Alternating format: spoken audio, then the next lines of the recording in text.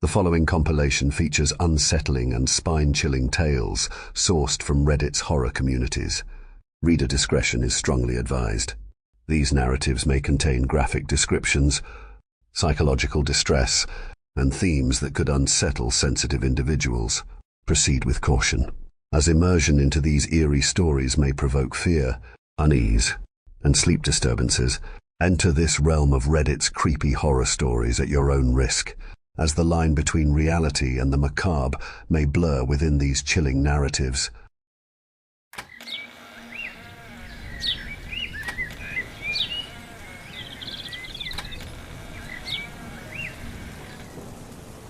I wish I could say that my parents' death had meaning, that they died for a good reason, but they didn't. I was only 11 years old at the time. A drunk man racing home to try catch his wife cheating blindsided them on a turn. My parents didn't die heroes. They didn't die for a grand purpose. They died because someone took them from me too early. This was the first time I felt real, raw grief. The memory of when I was told, the moment it happened, is snapshot in my mind like a burn that never heals. The way my gut sank like the dip of a monstrous roller coaster. The pit left as my child self realized the permanent nature of it. I can even still feel the tingles in my fingers as the shock kicked in. The words played in real time, but my body felt slowed. Breathing became manual as my vision tilted over and over. I was not emotionally ready for this. I was barely emotionally handling school, so them being taken so callously left me empty for longer than I'd like to admit. After their passing, my grandparents moved into my parents' home with me. They packed up their lives and tried to pick up where my parents left off. 4 years they tried to connect with me, but I was emotionally unstable. I resented them for trying to take their place. Their love hurt me in ways they couldn't win. They tried to coddle me during and after the funeral. For 4 years they tried to break down my walls, but the walls I built held strong.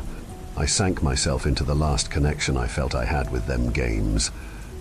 My father was a software engineer, so he spent a lot of time on the computer, and to my mother's dismay, he dragged me into the digital world early on. I couldn't get the hang of using a mouse and keyboard. I think my hands were too small at the time, so he bought me a console. We would huddle around the TV and play all the best coop games he could find.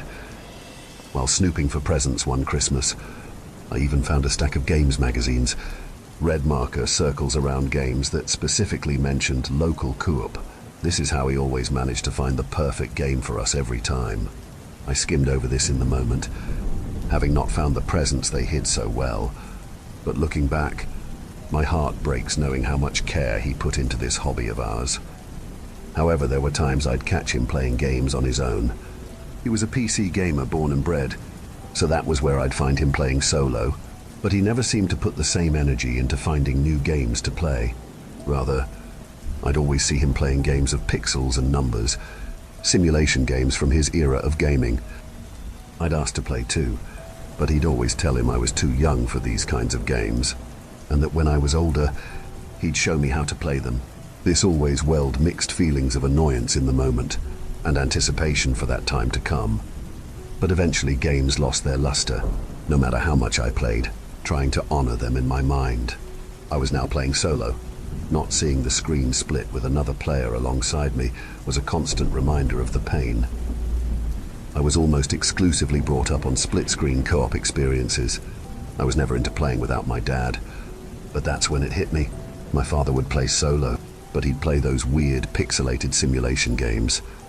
I had it in my head that to enjoy those types of games would make me the adult I idolized him as. But I didn't know where to start. He never talked about them, saving that for a time that would never come. His computer was locked behind a password that was lost forever, so I had to find these games myself. So I took to the best resource I knew of to solve the greatest mysteries on Earth, Google. I put in buzzwords of what I could remember: simulation games, indie, single player, old, and pressed search. These words were not very specific, so it yielded a wild variety of stuff, and after hours of scouring each page, I found a forum post about a game someone had made. Even though it was made in recent times, the screenshots they used to advertise it had that retro style I was looking for. But it wasn't just how it looked. Something else drew me to this game above all the others that had a similar vibe. Its name, Family Simulator. It boasted an extensive game system that you had to manage to keep up an ideal family, something I wouldn't have gone for, opting to lean towards shooters. But it was this dichotomy that made me take the plunge. The instructions were fairly simple for my first time, not just popping in a disk. It ran through an exe file that did all the decisions for me. As the green bar filled, and a sudden wave of emotions overcame me. My father had always kept me from these kids of games, always thinking I'd prefer the modern titles he kept up with, so this really felt like a chance to connect with him, post-mortem, no matter how little it was. I launched the game. Initially I was met with a black screen, and then a studio logo screen.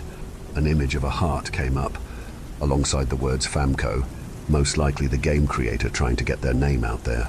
Nothing flashy or significant, but charming for something probably made by one person.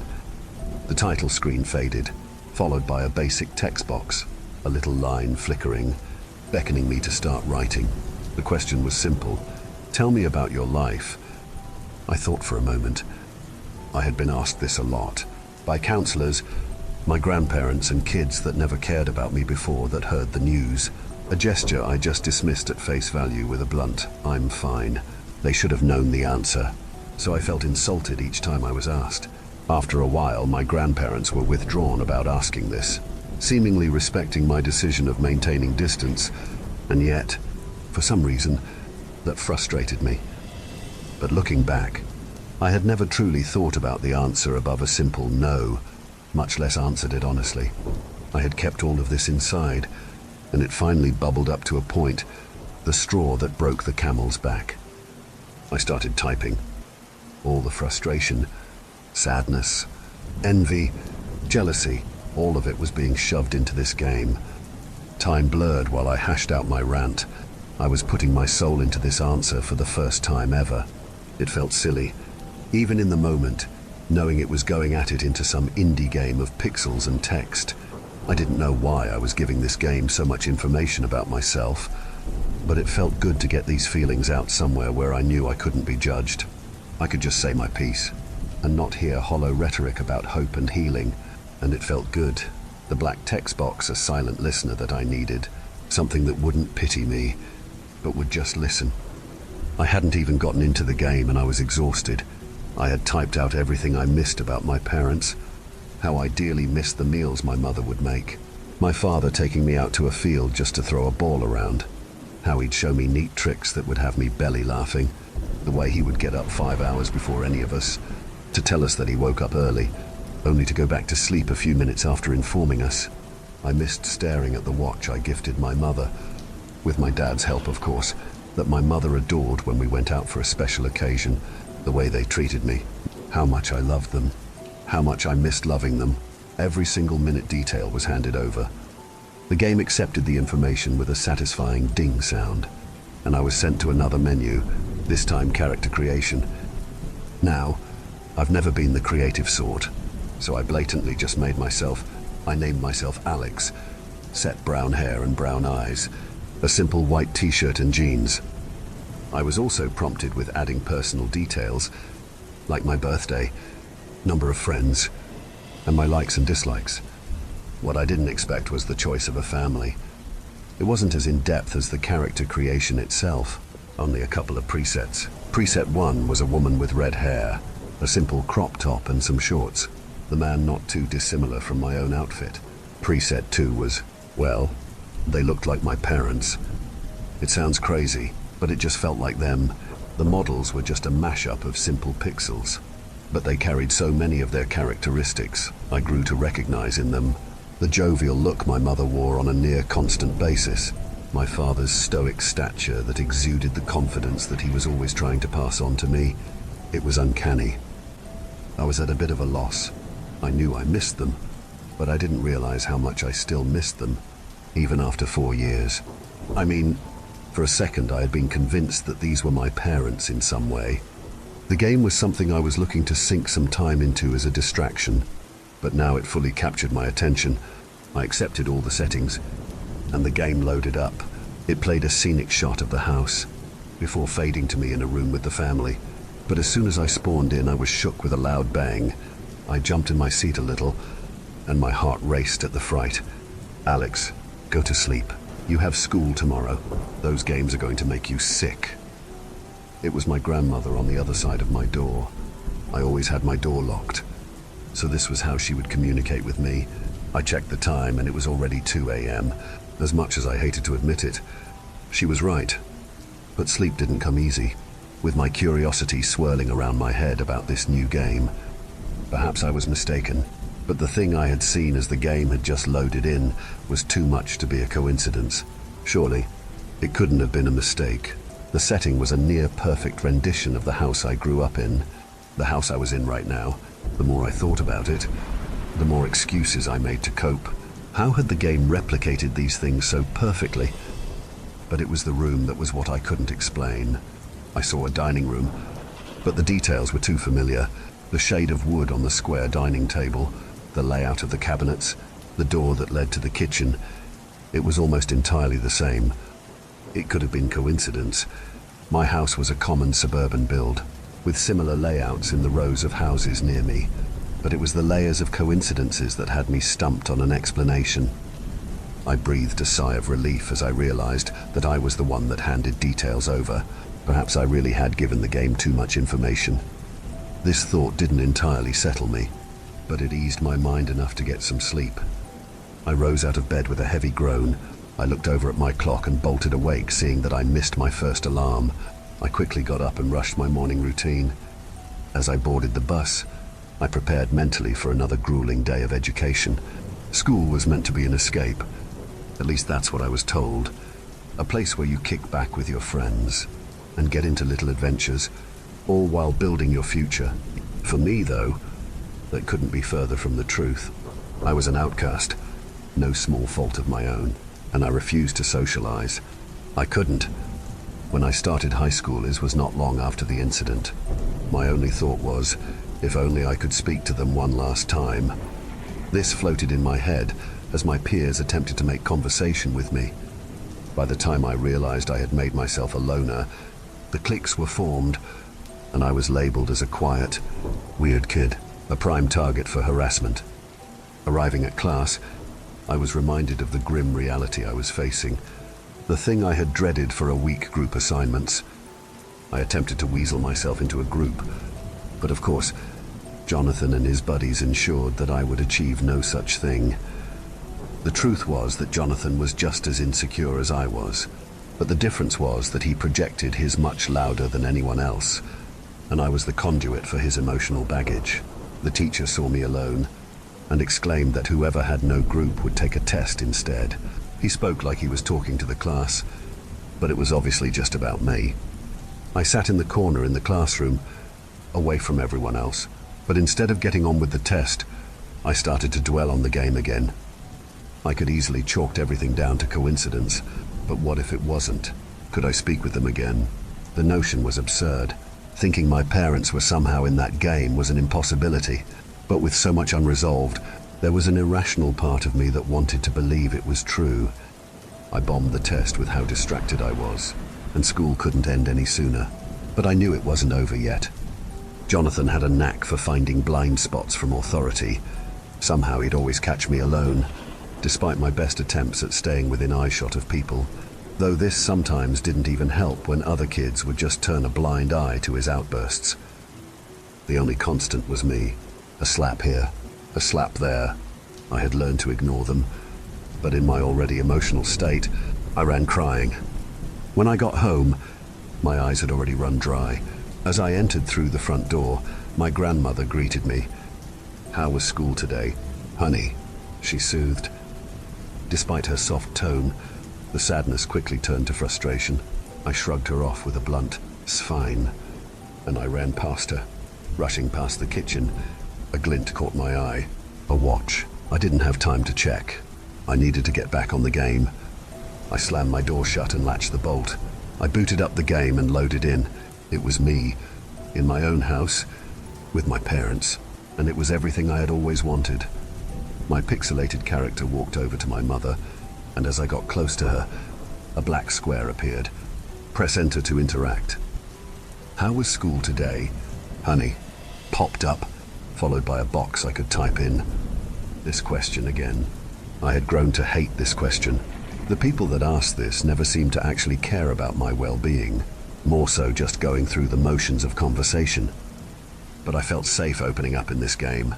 The disconnect helped me disassociate from judgment before, so I wanted to try it again, even if just to vent privately. This is where the game became my escape. Another reality where everything was as it was always meant to be. Jonathan keeps bullying me.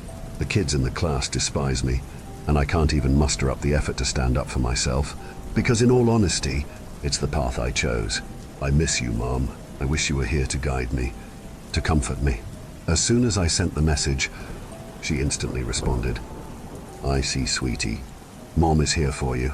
Your father and I missed you so dearly, the NPC responded. I felt warm. Those were the words that I had been craving.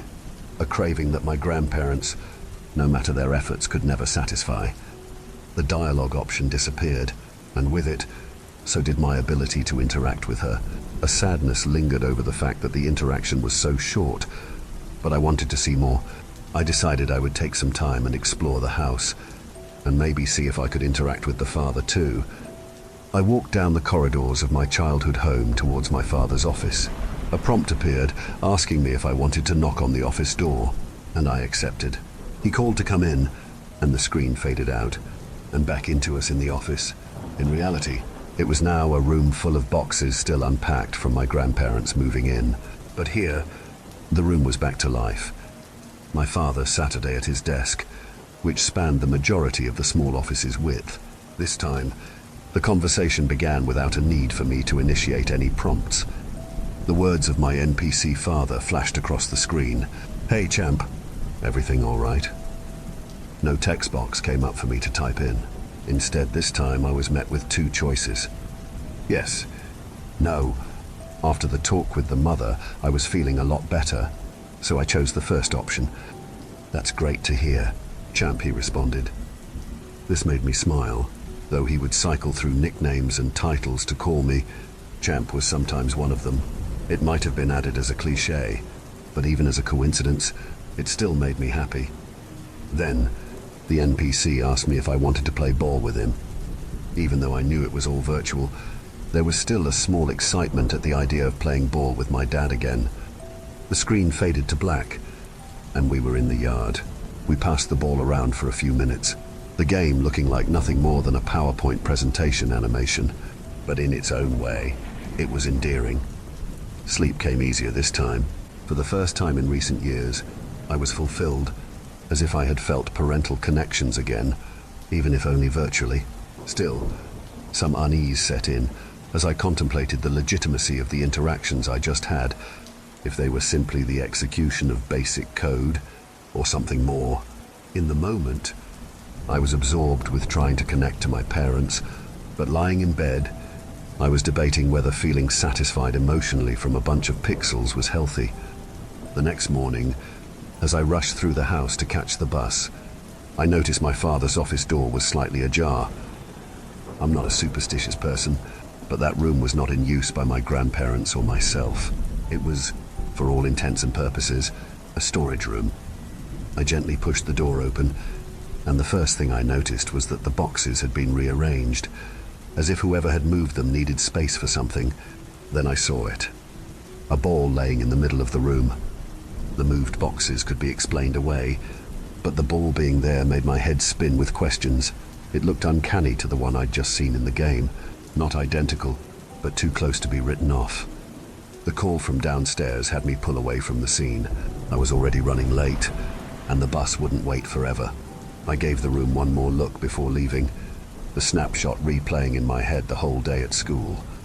Another arduous day of school, more isolation, more pointless assignment, more Jonathan.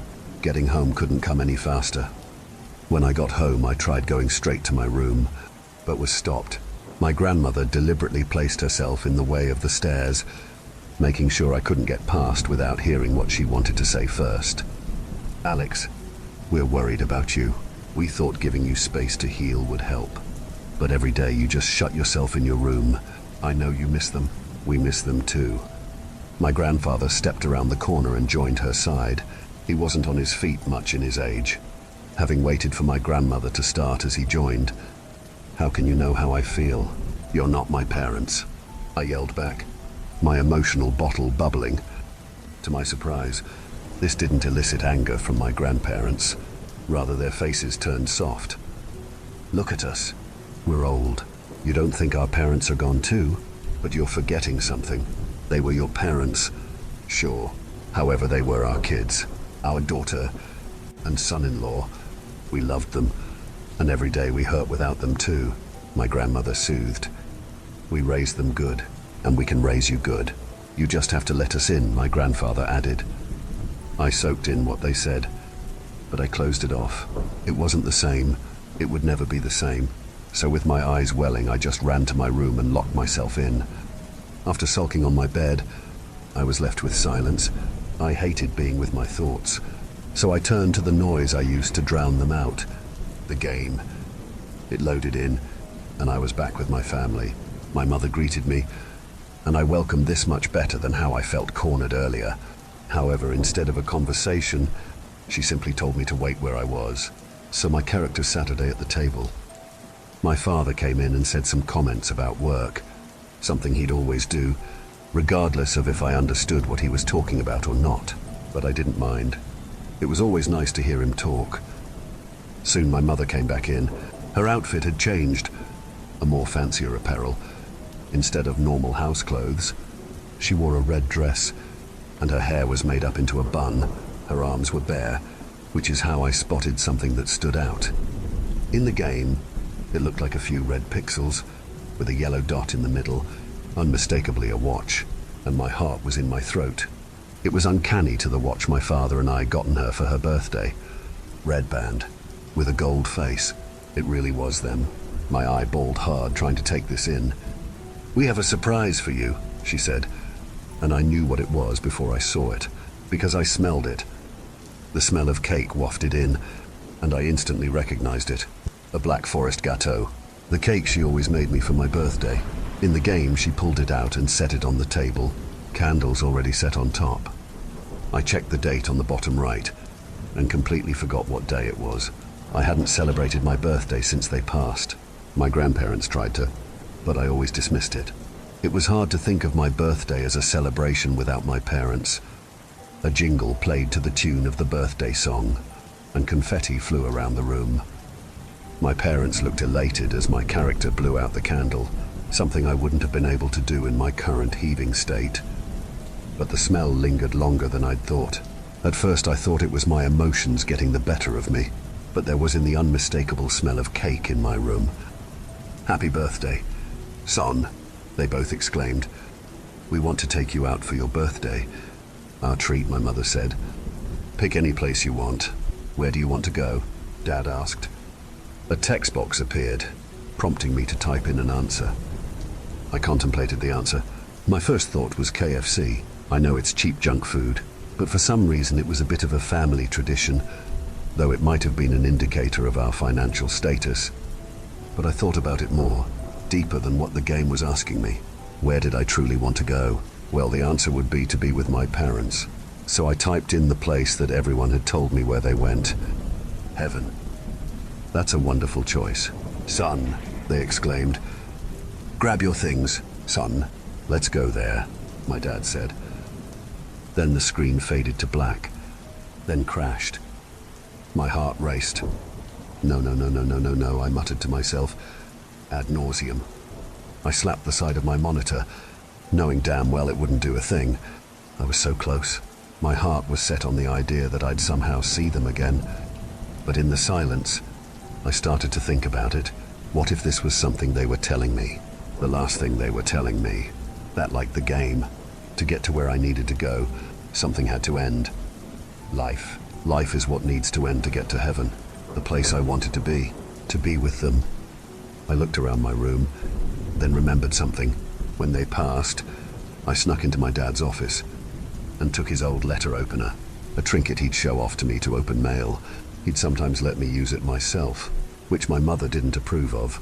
It was too sharp for a child to be playing with, but as I slid it out of my drawer, hidden away from my grandparents, I looked at it. Would it get the job done? I put it down. This was ridiculous. I tried to talk myself out of it, but each rationality was answered with retorts. I was unhappy. I had no friends. I had no family. I was alone, so why not join them, even if it didn't work? It would put me out of my misery.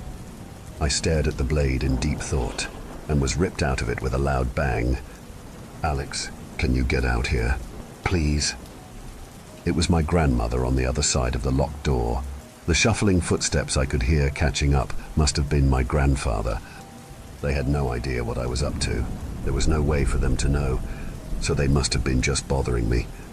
My eyes returned to the knife once more, the thoughts coming back. Yet I was ripped from it yet again with bangs, more of them this time. "If you don't want to come out, can you at least let us in?" This was new. They never tried twice. The door acted like a voicemail. They'd say their message, then leave me to respond to it or not. "Let us in." Those words lingered in my head. I always went to them, but I never let them in. This was my space I'd carved out for myself, and I used it to keep everyone out. This was the choice I had. Go through with the plan to see my parents, or see what they wanted, and it was the hardest choice of my life. The silence of the room weighed down on me, and my breaths shallowed. Could I make it quick? How painful would it be? Would I actually see them? But the lingering thought was if I could do it with my grandparents on the other side of the door. So I went with my second option, to see what they wanted. I hid the knife, and slowly unlocked the door. Stood outside with my grandparents, big grins on their faces. "Happy birthday, Alex," they said, enthused. I didn't know how to respond, and they continued. "I know you don't like to celebrate, but we have something special for you. Come with us," my grandmother said. So I did, my mind too foggy to do otherwise. They led me to the kitchen, and in the middle sat a cake, an exact replica of my mother's Black Forest gâteau.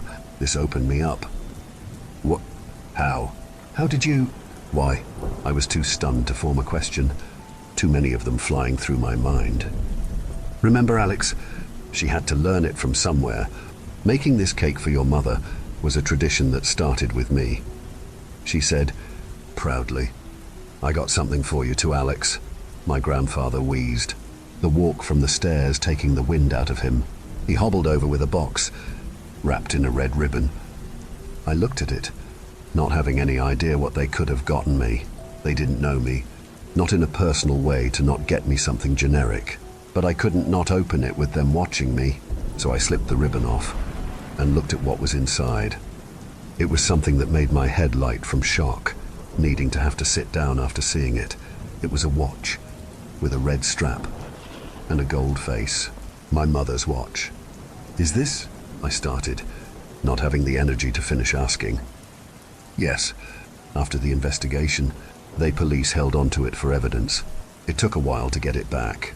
But when I did, I had it restored to give you on a special occasion," my grandfather answered.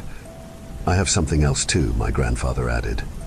He pulled his arm from behind his back and pulled out the ball I'd seen in the office, like the one my dad used to have when he played with me. "I've been practicing some tricks in the old office. Bet you didn't notice. I'm not as good as your old man, but he showed me some of the basics," he smugly announced.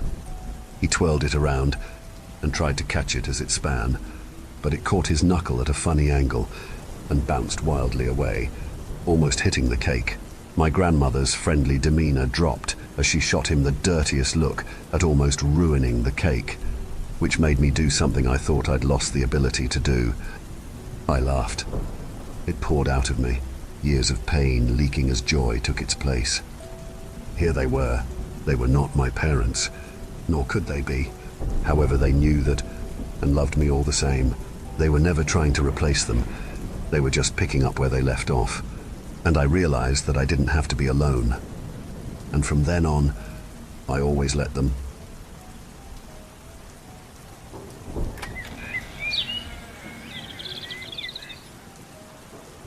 I work for a non-profit in a fairly large city in the New England area.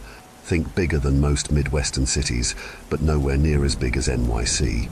I'm trying to keep this as vague as possible without leaving out important details, as I do love my job and I would hate for this to impact it somehow. That being said, very recent events have made it difficult to stay silent, and I desperately need some advice on what to do next. So anyways, the non-profit I work for specifically serves homeless and underprivileged boys and young men in our city. We offer food, shelter, showers, you name it. Anything to keep them off the streets, is what our founder has always said. He's been running things since the late 70s and simply refuses to retire. He spent most of his childhood homeless, so I guess he made it his personal mission to help as many youths as he could. I work on the admin side, so I don't actually see the ones we help out as much, but it's still very fulfilling work. Recently, my main focus has been on house hunting of all things. We've long since outgrown our current facilities in the city. With some creative thinking, we've been able to make it work longer than it probably should have. But now we're at the point where we've been forced to turn some kids away. We all hate it, most of all the owner. So we decided to find some room in the budget and put it towards finding a second location. My budget was pretty restrictive, especially considering how much space we needed. For this and a few other reasons, we decided to look in more of the rural areas outside of town. It takes a couple hours to get out of the urban sprawl, but after that it pretty abruptly falls off into forests and farmland. Growing up in the city myself, it honestly feels like driving on an alien planet, but I can't deny how peaceful it is. After a few months with absolutely zero listings in our price range, I finally found one that we could afford, and that wasn't too far away. It was a big ranch-style home on a few acres all to itself. It even had a barn that we could probably repurpose into additional lodging at some point. The price seemed almost too good to be true, but the house did need some serious work just looking at the pictures, and I was sure even more would be found during an inspection. Me and a few other members of the admin team drove out that same day to take a look. The realtor selling the place was your textbook small-town celebrity. As we met with him, he greeted every other person by name as they passed by on the street. And when we asked about the work needing to be done on the house, he rattled off a list of a dozen contractors in the area that he knew personally. He had a big smile and a way of talking that made me feel like we had already bought the place. The realtor told us the history of the lot, how it had been owned by a prominent local family for generations. Multiple members of the family had served as mayors or judges in town, going back over 200 years. The family even had a small church built on the property back in the early 1800s, the only church in town for quite a while. Unfortunately, it had been demolished back in the 1930s. He said the foundation is still out in the wooded area of the lot somewhere, though it's pretty much entirely grown over with grass and other foliage now. I asked why the family had decided to sell the place after so long, and he told us how the only remaining descendants had passed away recently with no apparent heirs, and they willed it and everything else they had to the town. There was some push from the locals to turn it into a museum, but the city council didn't figure they really had the tourism draw to keep such a thing going. The realtor said he was surprised to hear back on the listing so quickly, since everyone seems to be moving to the city, not so much the other way round. We asked a few more questions and pretended to take the night to mull it over, but we were already sold. Even after the inspections and all the estimates, it still came in just under budget. It needed a lot of work for sure, but it had that rustic charm. Or maybe the realtor was just really good at selling things. The other admins were already drawing up plans of how everything would be situated and the best ways to utilize the space. We called him back first thing in the morning. We closed on it just over a month ago. Since then, I've mainly been in charge of going out there and meeting with and checking on contractors as we get the place fixed up. The goal is to have it ready before the holiday season, as that always tends to be a busy time of year for us. Things have been progressing smoothly aside from a few hiccups here or there. I normally go up every few days for an hour or two. Last weekend I drove up as usual on Friday to take a look. We have electrical and plumbing fully finished now, and after some work on the north-facing wall that was just completed, it was mostly rotted out. The home is now officially inhabitable. It still needs new flooring in most of the house, a new divided by sea and furnace, new hot water heater, new light fixtures, and so on. But just being able to live in it felt like a pretty significant milestone. I had a busy morning, so I got there a little later than usual this time, and within the hour, the workers had packed up and left for the day. I knew if I left, then I would just be sitting in rush hour traffic for hours, so I figured this would be the perfect time to get some updated pictures to send the rest of the team. So I spent the next hour or so walking around and snapping pics of the progress. After I finished up, the sun had started to set, so I decided to head out. That is until I realized that I must have driven over a rogue nail on my way into the driveway. My front left tire was completely flat. Lovely. And of course that tire was already the spare. That's on me, I guess. But I will say that the work I do doesn't exactly afford me a ton of extra cash each month. For this same reason, I was also hesitant to call somebody out to tow me who knows how far to the nearest tire shop that was still open. And so I made the decision to test out just how inhabitable the place really was. I had some old blankets in the trunk and an extra phone charger. It would be kinda like camping, I thought, or at least as close as a city boy like me had ever experienced. I called the others at work and let them know, half hoping one of them would offer to drive out and pick me up. No luck. While I still had some light, I walked back down the winding driveway to close the main gate by the road. Then I brought the blankets in from the car and set up a small sleeping area in the living room. All in all, it was comfortable enough. It was a bit drafty, and the place creaked and moaned like any old house. I also found the moonlight peeking through the thick forests a little unsettling. The way the trees moved in the wind made my mind play tricks on itself. Seeing figures in the tree trunks and movement in the branches, I wished we had curtains I could pull shut to stop the shadows from dancing across the floor all around me. I walked around the house to make sure everything was shut up and locked before I crawled into my homemade floor mattress and tried to go to sleep. A few hours later, I woke up abruptly. It felt like that telltale sensation of falling that jolts you from a dream, though I didn't remember dreaming anything just prior. It took a minute for me to calm myself back down, and I decided I might as well get some water before I went back to sleep. As I stood up, I glanced out the window and went still. There was light coming out from the woods. Not moonlight, warm yellow light, flickering through the thick bramble of trees. My first thought was some sort of forest fire. My heart dropped as my mind went to the worst-case scenario.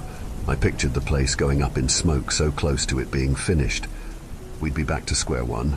I pulled my shoes on quickly and grabbed my phone as I headed out the back door.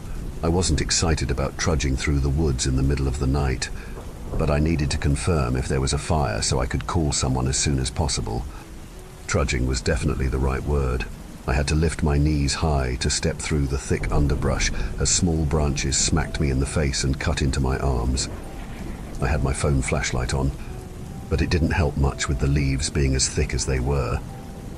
After a few minutes, I had almost decided to head back and just call the fire department to be safe, but just then, I saw what looked like the edge of a clearing, where the yellow flickering light was much brighter. I pushed forward a little more and broke through the tree line. What I saw confused me more than anything. No forest fire. Lanterns. Small, handheld oil lanterns, and they were being carried by a line of people walking calmly down a worn dirt path through the woods. They were only maybe 20 feet away, at least 50 of them. There were men, women, and children, and they all wore simple black and white clothes that looked like something out of the Crucible. I stood dumbfounded and realized that I must still be asleep. But I couldn't wake up. I bit my lip and closed my eyes, but the procession remained when I opened them. The end of the line was just about to pass me. I yelled at them. I don't remember what I said. Not that it mattered much, because they didn't react at all. They just kept walking, so I followed them. What else was I supposed to do? As I fell in behind the last of them, I realized it was what seemed to be a small family, a young man and woman with a small boy in tow. The woman was crying. I tried to reach out to one of them, but my hand always seemed just too far away, like some sort of optical illusion. I shouted again, and again got no feedback whatsoever. As I continued following them, I saw some sort of structure at the end of the path. It was simply built and painted white. The roof rose up sharply on both sides to a steep point at the top. There were a set of double doors opening right onto the path. with a half-circle window sitting atop them. It looked like a church. I kept telling myself I should just run back to the house and pull the covers over my head, but I followed anyway. The people filed neatly into the church, which seemed to be lit with bright oil lanterns along the walls inside and flanking the door on the outside. As the congregation entered, they snuffed out their handheld lanterns and bowed to a man at the door. It took a few minutes to get to the front of the line, and the family in front of me also bowed. As they did, the man at the door, who until this point had remained statuesque, reached forward and placed a hand on the woman's shoulder. He leaned close and said something to her. She nodded back, but didn't stop crying. I slipped inside behind them, and I felt a cool gust at my back as the doors closed. The family Saturday down in one of the pews which lined the main aisle. At the end of the aisle was a simple wooden podium standing on a raised platform. Beyond it was a small opening to another room or hallway. The man at the door walked past me down the aisle. The room was completely silent as all of the congregation sat with their heads bowed. As the man took his place behind the podium, he called out in a language I didn't understand. It sounded kind of like Latin. He spoke for a few moments, and then was met with a response from the group in unison. This went back and forth for a few minutes. Occasionally, a man who sat nearest the podium would ring a bell, and the people would all look upward for a few seconds before returning their gaze to the ground. The man stepped out from behind the podium and held out his hands as he spoke once more. This time it sounded like a question, after a silence that seemed just a bit too long. A weak, faltering voice answered from the rear of the room. The mother stood up with her son and stepped into the aisle. As they did, the father took the son's hand and said something to him before reluctantly letting go. The mother kneeled down and embraced the young boy. She cried openly, but no one else moved or reacted at all. The boy himself looked unfazed. He wrenched himself from her grasp and started walking down the aisle. The woman collapsed on the floor, and only then did her husband move to help her back into the pew. The man at the podium smiled as the boy approached him, and all of the people in the church bowed and repeated something under their breath as he walked past their row. The man at the podium took the boy's hand and led him through the opening at the back. For a few minutes, no one moved or spoke. It felt like an eternity, finally broken only by the ringing of the bell once more, though this time it echoed from far away. In unison, everyone in the church stood again and began filing into the same opening. The tension wrapped tightly around my chest. I began running through the crowd towards the back of the church.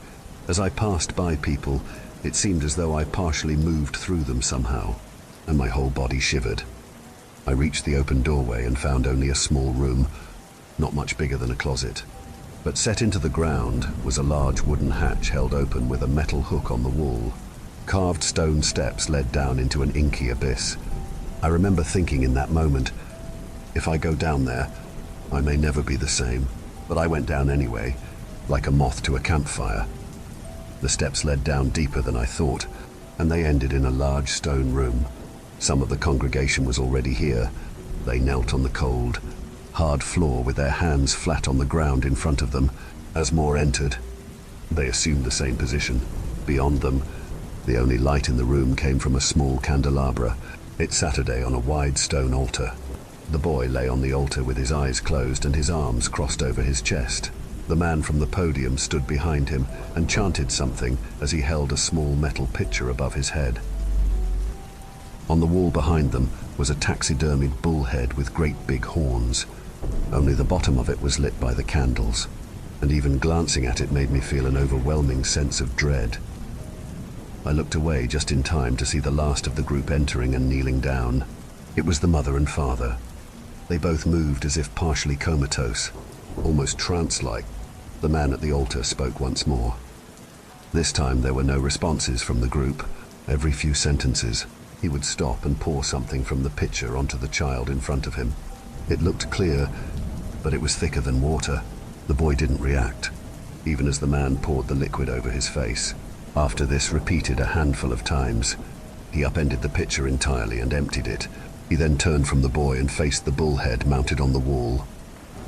He spoke once more, again sounding like a question, before he joined everyone else in kneeling on the ground with his hands forward. In a moment, all the air in the room seemed to evaporate. I I couldn't breathe, and it sounded as if I was in a vacuum. My heart seemed to beat irregularly, and I nearly fell to the ground. And then I heard it, or I felt it, or I sensed it. I don't know.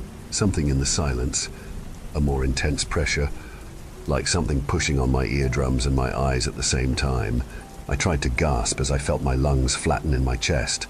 I saw some of the people on the floor start to react similarly, and at the height of everything, I saw the candelabra tip over on its own and fall onto the altar. All at once, a cacophony of sight and sound erupted in the small room. The boy's body erupted in flames. People screamed, some in terror, though most in some sick sense of euphoria. The flames licked up onto the ceiling and spread along it, bathing the whole room in radiant heat. The boy's body convulsed and flailed. The man at the altar laughed as he danced around with glee, and the flames parted just enough to see the bull's head on the wall, fully illuminated in a dark red hue. For a split second, I swear I saw it move. My senses caught up to me, and I ran from the room faster than I've ever moved before. I flew up the stairs, taking 2 or 3 with each stride. The screaming and laughing did not die down behind me. As I reached the top of the steps, I was relieved to find the hatch still open, and even more relieved to see the front door to the church once again open at the far end of the aisle. I continued running, nearly tripping and falling around the podium in my mad scramble. I never looked back, even as I found myself once again on the dirt pathway.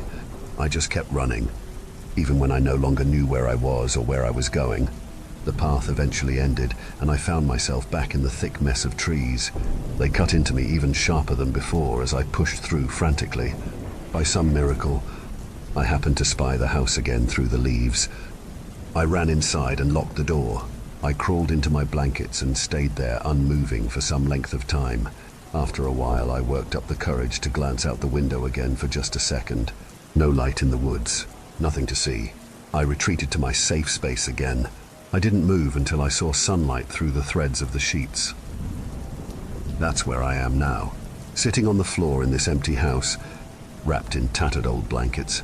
If I had fallen back asleep afterwards, I would have written it off as a nightmare, but I have the fresh cuts on my arms and legs, and still wet mud on my shoes to prove otherwise. I don't know how, but it was all real, more real than anything I've ever experienced. I don't know what to do. Should I call the police? I want to tell the others at work, but I know they'll just think I've lost it. Part of me thinks I should go back out and see if anything is still there. Get some pictures or something, but the thought of going back there makes me sick. There's something in the woods, and I think it's been there a long time.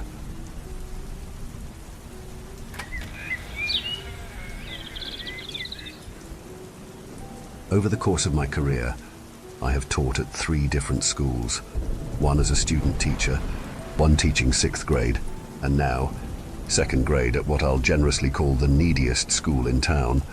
Most of my current students, and my students for the last 4 years I've worked here, come from homes with struggling parents.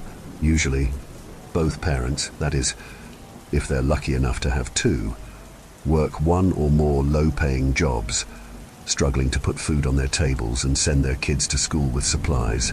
I'm no stranger to buying markers to hand out, keeping extra lunches in my desk, and, on more than one occasion, bringing clothes to school from the thrift store to keep my kids warm in the winter. I've found, over the years, that it's best to handle things on a personal level rather than getting government services involved. In the early days of my work, I found that CPS intervention can frequently do more harm than good, and even parents who fail their kids are usually trying their hardest. I hate to see families torn apart, and I know that the foster system is a rough place to live. More than a few of my students have been foster kids, and I wouldn't wish that kind of turmoil on any 7-year-old. Even if the home situation is rough, most parents love their kids. I suppose that's why I took so long to meddle in Charlie's situation. Charlie was a generally well-behaved kid. Even though I knew his family was struggling, I got the gist from the parent-teacher conference that only his mother attended, that his mom was a kind lady, a little too young to have a 7-year-old, who worked hard cleaning houses to give her son a good start in life. His father, from what I surmised, was present in body only. Charlie came to school every day scrubbed clean, with hair combed and his worn-out clothes mended meticulously, despite the fact that he smelled strongly of his father's tobacco. I doubted that his nervous mother, with her neatly braided hair and pressed housekeeper's uniform, was the one smoking enough packs a day to make that skinny boy reek like a line cook. The only time I had to call Charlie's parents, when he missed the bus home one day, the man who answered my call merely barked at me to make him deal with his mistakes, and slammed the line down hard enough to rattle my skull. I ended up walking the boy home that day, and met his mother in the driveway coming home from work. She was grateful I had seen him home safely, and quickly ushered him inside. I thought I saw the ghost of a bruise on her cheek, but I couldn't be sure. Either way, I watched Charlie like a hawk since that day, and never saw any marks on his little pale face. Isn't that how it often happens? That the mother takes the blows for her child?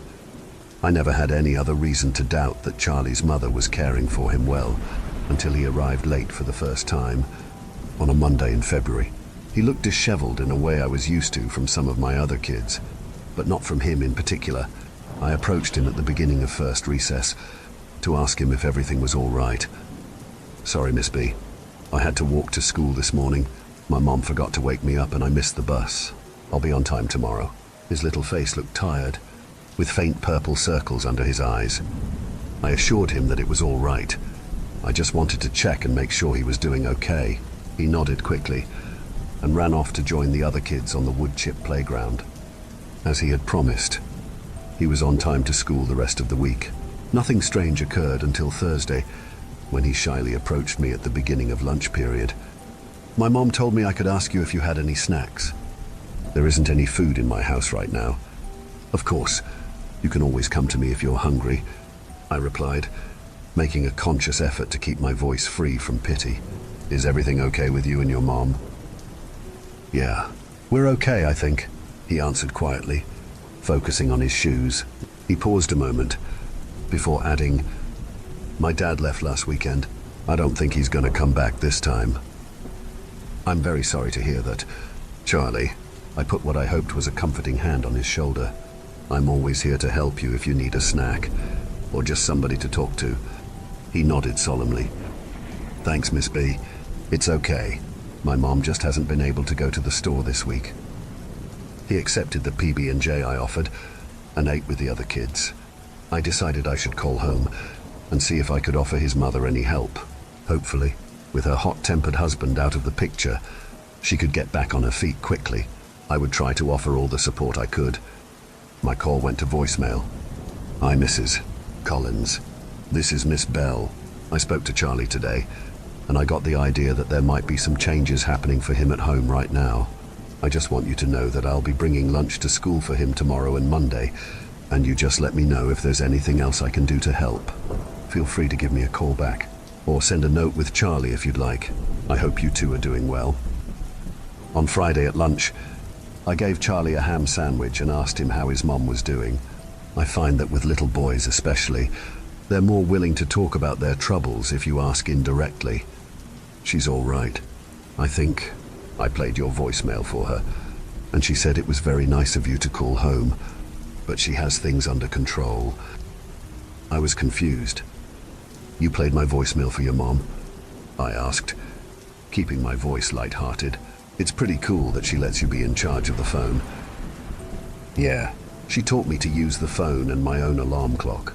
He shrugged.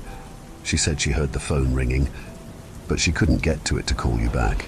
He paused for a moment, thinking about what he wanted to say next. "She's been shut in her room since Dad left." His words made me concerned, but I held my tongue. I've never had a husband leave me, even a deadbeat one, and the kids still looked healthy, even if a bit dirtier and more tired than usual. Besides, he was starting to smell less and less like cigarettes. "All right," I said, leaning back in my desk chair. "Well, your mom knows that if she needs anything, she can let me know." Charlie's words left a pit in my stomach all weekend. I even drove past his house on Saturday, against my better judgment, hoping to see signs that all was well. The lights were on, but I didn't see any sign of the boy or his mother. The only difference from the day I walked him home in November was the lack of beat-up green sedan in the driveway. Whether his mom was working on a Saturday or his piece of shit father took the car was anybody's guess. On Monday morning, Charlie arrived on time, wearing the same clothes as Friday, clearly unwashed. My stomach dropped when I saw him. As poor as she was, I knew his mom to be a pristine type of woman who kept her child well groomed, if threadbare. When I approached Charlie to give him his lunch, I caught a hint of an odd smell, one I didn't recognize. Fading cigarettes, unwashed clothes. I wasn't sure. "Charlie, your mom never lets you come to school without your hair combed." I prodded gently.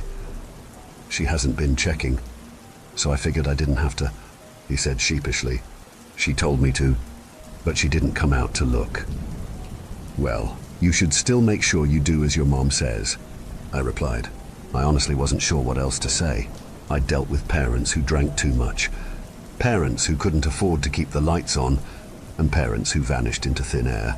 But I wasn't sure what exactly to do about a mother who clearly cared, but had retreated into some kind of deep depression. My heart ached for the woman, and I wanted badly to speak to her directly. I couldn't keep playing telephone through this innocent boy, who knew exactly how much he understood of the situation anyway. I decided to send a letter home with him that afternoon. I reiterated almost exactly what I said in my initial call home, but added for good measure that I could arrange for Charlie to stay with a friend for a day or two if she needed time to herself, just to get composed. Charlie came in Tuesday morning with his hair combed and his clothes clean, but mismatched. He proudly showed me his 2 different socks. "My mom taught me how to do my own laundry last night," he announced to me proudly. "That's great," I exclaimed, offering a high five. "Did you give your mom the note I sent home?" "I did. I put it under her door like you told me to," he beamed.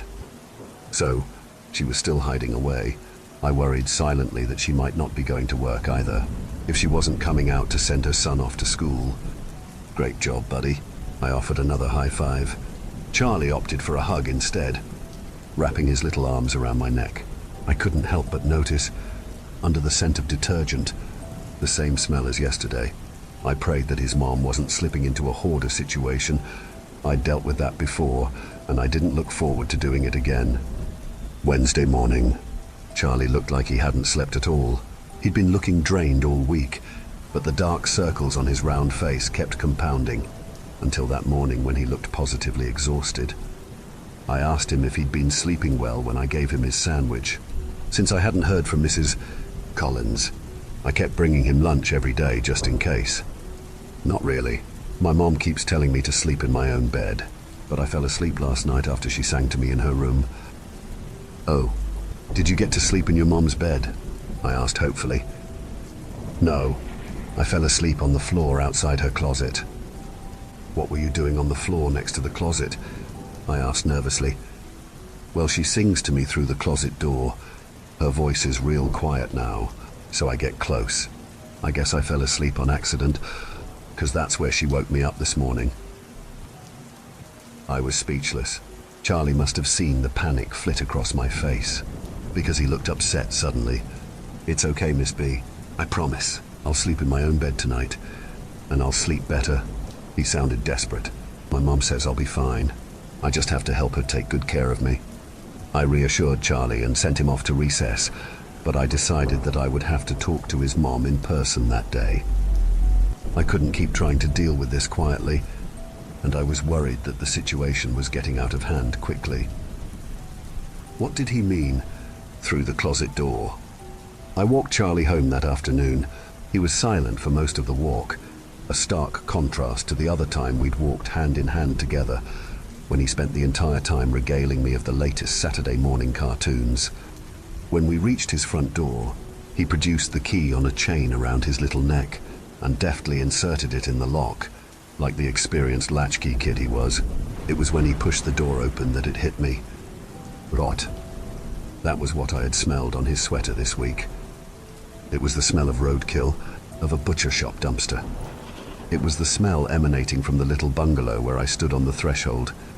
Charlie walked right into the house, like he didn't notice the oppressive wall of scent pushing me backwards towards the sidewalk. "Mom!" he called out inside. I held my coat sleeve over my nose and pushed forwards behind him. "Mom, Miss B is here." Silence. The house was completely still, save for the buzzing of a single fly in the kitchen. Charlie walked through the living room and the kitchen to the short back hallway. I crept warily behind him. "Mrs. Collins?" I called out hesitantly. I scanned the kitchen for the source of the smell, but saw nothing. "I'm so sorry to intrude. I just wanted to speak to you directly." I labored to breathe through my mouth, the smell becoming more intense as I moved further into the house. "She's in here," Charlie informed me, but she told me I wasn't allowed to come into the closet with her. "Charlie," I instructed, my voice wavering, "will you go outside and sit on the sidewalk for me? I want to talk to your mom for a second, just us grown-ups." "Okay." He hesitated. I smiled at him, trying to hide my fear and my overwhelming disgust. He glanced at me, and into the bedroom, and back at me again. "All right." He left the room and went back towards the front door, looking back at me several times. I stood in the hallway, doing my best to look cheerful. "Mrs. Collins?" I called out again, taking a deep breath through my mouth. My stomach lurched, and I felt the hairs on the back of my neck stand at attention as I crossed the threshold into the bedroom. "Mrs. Collins?" I practically whispered, facing the slatted white doors of the closet. Nothing. The room was silent, save for the rushing of my blood in my ears. I stared into the dark gaps between the wooden slats. I felt as if there were eyes on me, burning as they returned my gaze, but I saw nothing. As quick as I could, I pushed down my terror and whipped open the door. "Are you Miss Bell?" the officer asked. I looked up at him from where I sat on the frozen lawn, my arm around Charlie. I nodded, staring back at my shoes on the edge of the sidewalk. "Yes, I'm the one who called." I heard the rattle of the gurney as the EMTs brought it through the front door. I pressed Charlie's head into my shoulder so he couldn't turn to see. I squeezed my own eyes shut. I had seen enough already. A female officer took Charlie from me and Saturday him in the back of a squad car. I Saturday still on the cold grass, feeling the ice slowly melt into my polyester work slacks. "You said you spoke to his mother yesterday evening?" the officer questioned, standing in front of me on the broken concrete squares. "No," I said. "Charlie spoke to his mother yesterday evening. I called the house on Thursday and she didn't pick up. Everything was relayed to me through him." "Okay, and when did Charlie say his father took off?" "Saturday before last. I found out that Monday." I swallowed hard. Silence hung in the air as I watched the red and blue lights bounce off the houses before I spoke again. "How long do you think she was in there?" The officer let out a long breath through his teeth. The scent of Mrs. Collins still hung in the air with the front door left open. "My best guess, 2 weeks." I nodded again, shutting my eyes but quickly opening them again. Every time I closed my eyelids, I saw her there, her eyes wide open and hollow, her mouth agape, her dry fingers wedged in her husband's belt, her flesh peeling wetly off the bone, her feet hovering above the ruined carpet, the remnants of a housekeeper's crisp uniform, stained beyond bleaching, the envelope with my handwriting soaking in red and brown. I changed schools that fall. I wasn't sure I could handle another year in that neighborhood, driving so close to Charlie's house every morning and every evening. I didn't think I had the stomach to help other students with their family struggles, having seen what I had seen that winter. I called Charlie's grandmother a few times to see how he settled in with her, 2 states away. I hoped that he was young enough to forget and move on with time. It was better he was far away, where his father wouldn't know to look, if he ever cared to. The police weren't able to find the man as far as I know, and I pray every day that he's dead in a ditch somewhere. What kind of a man could do that to his wife, and then leave his son alone with the aftermath? It made me sick with rage and sadness. I left another letter for Charlie's mom, this time on her grave. I hope she knows that he's being looked after when she couldn't. God knows she tried her hardest. Thank you for venturing into the darkness with us. If you dare to explore further, Be sure to subscribe to our channel for more spine-tingling tales of horror and the supernatural. Remember, the shadows hold endless mysteries, waiting to be unveiled. Stay tuned for more bone-chilling stories as we continue to traverse the eerie depths of the unknown together. Until next time, may your dreams be free from the haunting echoes of our tales. Or perhaps not.